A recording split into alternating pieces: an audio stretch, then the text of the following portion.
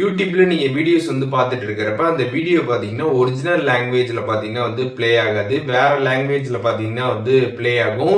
ஆட்டோமேட்டிக்கா டப் ஆகி பாத்தீங்கன்னா ப்ளே ஆகும். இந்த மாதிரி ஆட்டோமேட்டிக்கா டப் ஆகிறத எப்படி ஆஃப் பண்ணிட்டு நம்ம எப்படி ஒரிஜினல் லாங்குவேஜ்ல அந்த வீடியோ மாத்தி பாக்குறது அப்படின்றத இந்த வீடியோல பார்க்க போறோம். வீடியோ ஃபுல்லா பாத்தீங்கன்னா எப்படின்ற டீடைல்ஸ் நீங்க தெரிஞ்சுக்கலாம்.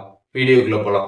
யூடியூப்ல நீங்கள் வீடியோ பார்த்துட்டு இருக்கிறப்ப அந்த வீடியோவில் இருக்கக்கூடிய ஒரிஜினல் லாங்குவேஜ் வராமல் ஏதாச்சும் ஒரு டிஃப்ரெண்ட்டாக லாங்குவேஜ் பார்த்தீங்கன்னா வரும். அந்த மாதிரி வரப்போ நீங்கள் ஈஸியாக பார்த்தீங்கன்னா அந்த வீடியோவில் இருக்கக்கூடிய ஒரிஜினல் லாங்குவேஜை நீங்கள் மாற்றிக்க முடியும். அது எப்படின்றதான் பார்க்க போகிறோம். நீங்கள் எந்த வீடியோ பார்த்துட்டு இருக்கிறப்போ உங்களுக்கு அப்படி இருக்குதோ ஜஸ்ட் அந்த வீடியோ அப்படி லைட்டாக டச் பண்ணிங்க அப்படின்னாலே மேலே உங்களுக்கு இந்த செட்டிங்கான ஆப்ஷன் ஷோ ஆகும். அதை கிளிக் பண்ணிடுங்க. அதை கிளிக் பண்ணதுமே ஆடியோ ட்ராக் அப்படின்னு கொடுத்துருப்பாங்க கீழே. அதை கிளிக் பண்ணதுமே அதில் ஒரிஜினல் அப்படின்றது கொடுத்துருப்பாங்க ஃபஸ்ட்டு மேலே. அதை நீங்கள் கிளிக் பண்ணணும். இப்போ அது பார்த்தீங்கன்னா ஆட்டோ டப்பில் இருக்கும். அது நீங்கள் ஒரிஜினல் அப்படின்றத நீங்கள் கொடுத்துடணும். அப்படி ஒரிஜினலை நீங்கள் கொடுத்ததுக்கப்புறம் பார்த்தீங்கன்னா அது ஒரிஜினலாக மாறிடும்.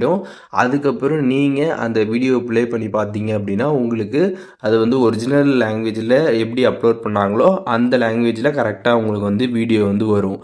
ஸோ இப்போது இந்த வீடியோ மூலியமாக யூடியூப்பில் இருக்கக்கூடிய வீடியோஸ் ஆட்டோ டப்ட் ஆனிச்சு அப்படின்னா அது எப்படி ஒரிஜினல் லாங்குவேஜுக்கு மாற்றுறது அப்படின்றதுக்கான டீட்டெயில்ஸ் தெரிஞ்சுருப்பீங்க. இதில் எதுவும் டவுட் இருந்துச்சுன்னா கண்டிப்பாக கமெண்ட்ஸில் மென்ஷன் பண்ணுங்கள். நான் எல்லாருக்குமே ரிப்ளை பண்ணுறேன்.